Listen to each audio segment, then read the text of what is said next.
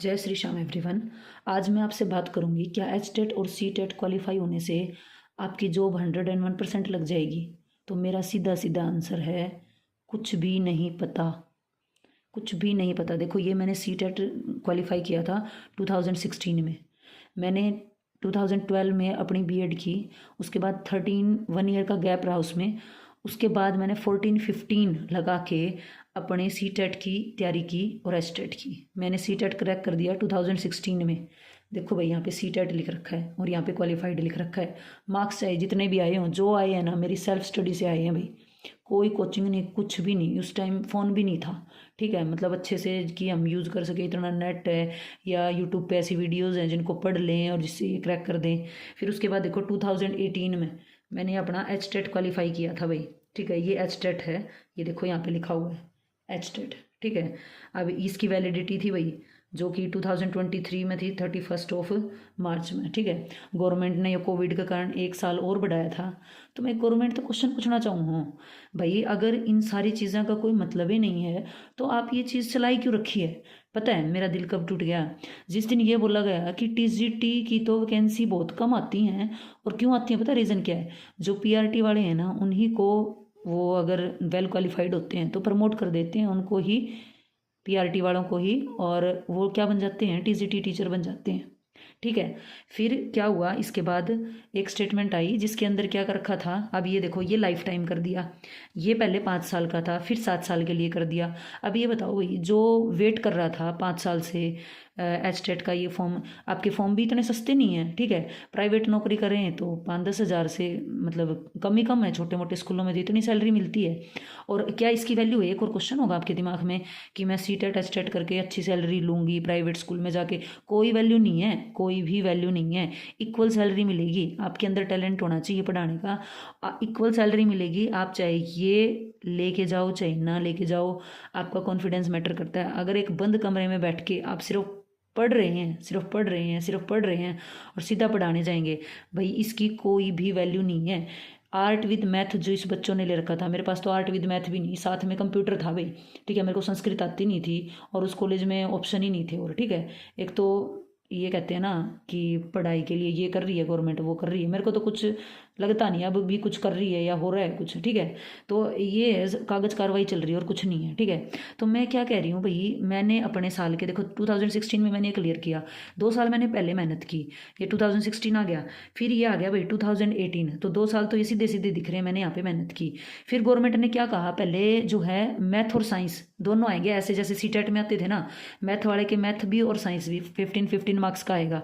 H TET में same होता था भाई। मैंने रगड़ के मेहनत की साइंस के ऊपर, और मेरे कुछ वीक पॉइंट्स थे साइंस के अंदर।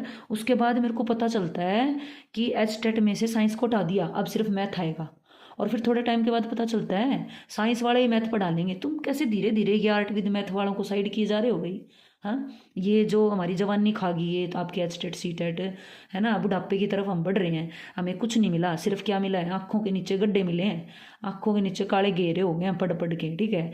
अपने बच्चों को का टाइम हमने छीना, अपने घर का टाइम निकाला, अपनी पर्सनल लाइफ से टाइम निकाल के। तो मैं क्वेश्चन पूछती हूँ गवर्नमेंट से, क्या दे दिया भाई उन्होंने हमें, क्या दे दिया? ये डिग्रीज, इसको क्या करूँ, रूम में लटका लूँ, डेकोरेशन कर लूँ? इसको तो लेमिनेशन किया है मैंने, इसको नहीं किया लेमिनेशन, वैलिडिटी खत्म हो जाती। क्यों भाई 10-15 रुपये और ख़राब करूँ मैं, हैं?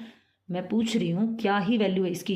तो मैं बताना चाहती हूँ, जो बीएड कर रहे हैं ये सोच के कि मैं टीजीटी टीचर बन जाऊँगा, आप जब ये स्टेट सी टेट दोगे ना, 10वीं तक का सिलेबस आएगा, ठीक है। और उसके बाद जब आगे वाली मैं डीएसएसबी का पेपर देने गई भाई, वहाँ पे एमएससी लेवल के क्वेश्चन पूछ रखे। ये बोल रहे हैं ना ये सी टेट क्वालिफाई होते हैं, ये उसमें जा सकते हैं, बहुत सारे स्कोप होते हैं इनके पास तो, है ना, केवीएस के। और ये केवीएस वगैरह और इनके फॉर्म भरने लग जाओगे ना, मैथ के साथ पता है क्या मांगेंगे वो आपके पास? अगर फिजिक्स हो, केमिस्ट्री हो, इस टाइप के सब्जेक्ट प्लस में मांगते हैं वो, ठीक है। ये आर्ट वालों की, जिसने मान लो आर्ट विद मैथ किया, अब हमें गाइड तो नहीं किया किसी ने, सरकार ने इस तरफ तो कोई काम नहीं किया है। हमारी तो सारी जवानी इन अक्षरों को पढ़ने में रुड़ गई भाई, है। कुछ करो इसके ऊपर, कुछ नहीं हुआ। अब ये इसकी वैलिडिटी खत्म होगी, ठीक है।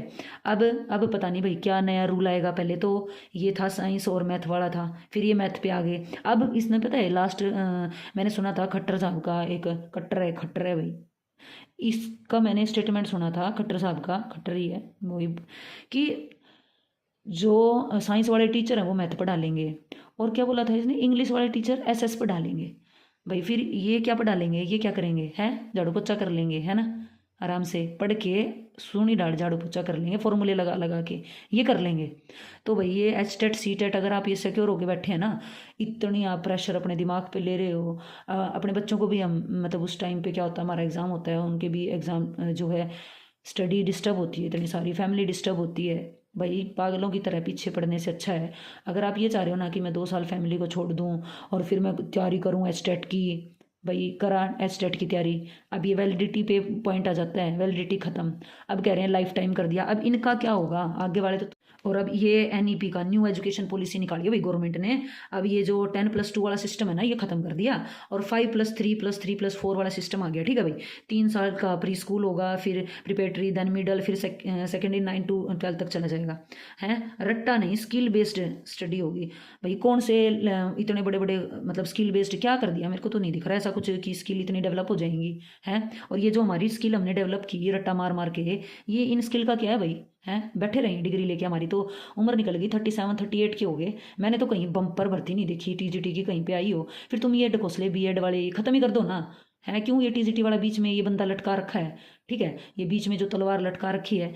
भाई अगर किसी को ये लग रहा है ना कि मतलब इनको पहले सोचना चाहिए था, पूछना चाहिए था, ये करना चाहिए था, क्यों भाई एजुकेशन तुम डिलीवर कर रहे हो हमको, उस टाइम हमें भी तो ये नॉलेज होनी चाहिए। कहीं भी आप किसी भी कोर्स में ज्वाइन कर रहे हो तो उससे पहले क्या ये एजुकेशन नहीं देनी चाहिए कि आपको किसका किसके साथ कॉम्बिनेशन बनाना चाहिए। आज तक मैं कहती हूँ अगर जिसने बीएड रिजेबिलिटी कर रखे ना, और उन्होंने उनको नॉलेज भी है इन चीज़ों की, उनको अभी भी नहीं पता किसका कॉम्बिनेशन किसके साथ है, बेचारे धूल में लगे पड़े हैं कई तो मेरी तरह पागल की तरह, है ना। तो भाई कोई कॉम्बिनेशन नहीं, कुछ नहीं, भाग रहे हैं जैसे गवर्नमेंट चल रही है उसके पीछे पीछे भाग रहे हैं।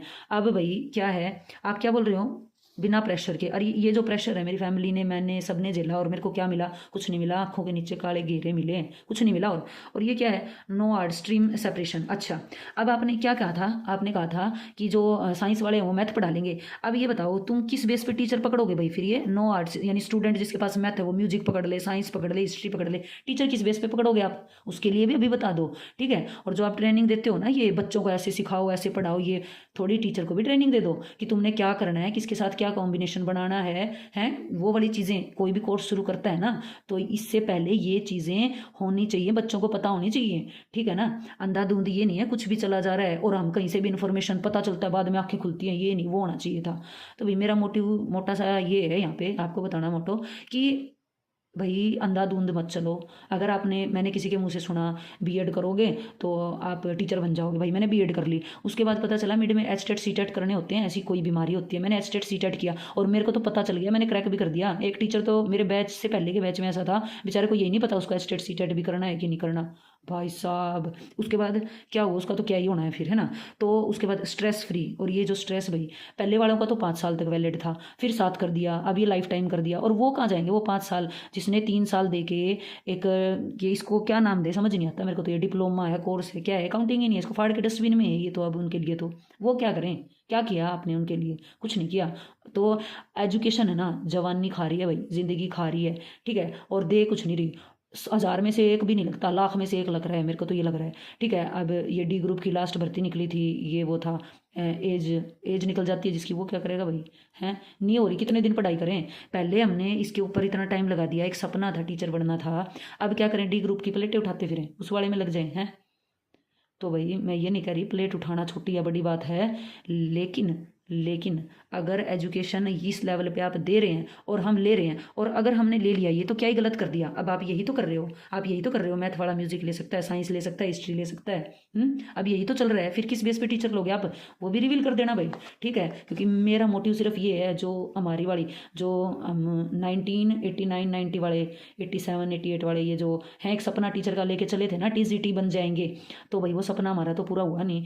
अगर आपका हो जाए कभी लाइफ में तो बता देना। हाँ हायर एजुकेशन अपने पास रखनी है, मैं अपनी बीए तक ही रही, मेरे पास मैथ और कंप्यूटर साइंस था, ठीक है। और फिर उसमें भी बस एजुकेशन सिस्टम ही यही है, मार्क लिस्ट में चढ़ गया, प्रैक्टिकल कुछ हुआ नहीं, तो ये चेक भी करते रहा करो स्कूलों में कुछ हो भी रहा है क्या, ये नाम पे ये सिर्फ कागजों में रह जाएंगे आपके रूल रेगुलेशन। सो प्लीज़ देख लिया करो थोड़ा सा स्कूलों में जाके भी, कुर्सी छोड़ के, गवर्नमेंट से रिक्वेस्ट है मेरी। सो ये वीडियो बस मैंने इसीलिए बनाई थी। एक अगर मेरे जैसे भी कोई दुखी हैं भाई, कमेंट सेक्शन में कमेंट करना कि तनों के साथ ये कहानी बनी है जो मेरे साथ बनी है। ठीक है, आज तो कैरियर जीरो चला गया है, यूट्यूब पे चैनल शुरू किया है। ठीक है, चैनल शुरू किया है, उसको भी मतलब टाइम लगेगा भाई। अब इसको मैंने 2 साल दे दिए हैं, तो स्कोर दे के देख लें, शायद कामयाब हो जाए ज़िंदगी में। लेकिन भाई बहुत एजुकेशन सिस्टम ने ना इतना परेशान कर दिया है, कोई हद नहीं है जिसकी। ठीक है भाई, कुछ नहीं है, नथिंग। पढ़ते रहो बस, तुम ये नहीं पता कब तक पढ़ना है एक टीचर बनने के लिए। ठीक है, अब मैंने मास्टर्स कर ली इंग्लिश में, और उसका स्टेट दिया था लास्ट, पहला ही अटैम्प्ट था भाई, 86 या 85 आए। अब वो 4 नंबर से रह गया मेरा टीजीटी वाला, वो पीजीटी वाला मेरा जो है भाई वो 70-75 नंबर बने हैं। ठीक है, अब और पढ़ना है मेरे को। अब पता नहीं, मैं जब तक शायद एचटेट सीटेट करूँ तो मेरी एज ही हो जाए। तो भाई पता नहीं क्या चल रहा है क्या नहीं, समझ नहीं आ रहा। और अब ये 3 एजुकेशन फार्मूला लगा दिया, लोग थर्ड लैंग्वेज की तरफ भाग रहे हैं। ठीक है, कि एक फॉरेन लैंग्वेज आनी चाहिए, फ्रेंच व्रेंच कोई हो, आपको जैपनीज़ वगैरह कोई लैंग्वेज आती हो, तो भाई उसकी तरफ भी भाग रहे हैं। देखते हैं, जितना भागा जाएगा उतना भागेंगे, है ना, जितना भागा जाएगा उतना भागेंगे। जैसे देखो इसके अंदर ये भाग रहा है ना साइकिल के ऊपर, यही काम है, बिल्कुल फराटेदार भागे हुए हैं। 40 की एज में ये फराटा जाएगा टूट और हम जाएंगे गिर।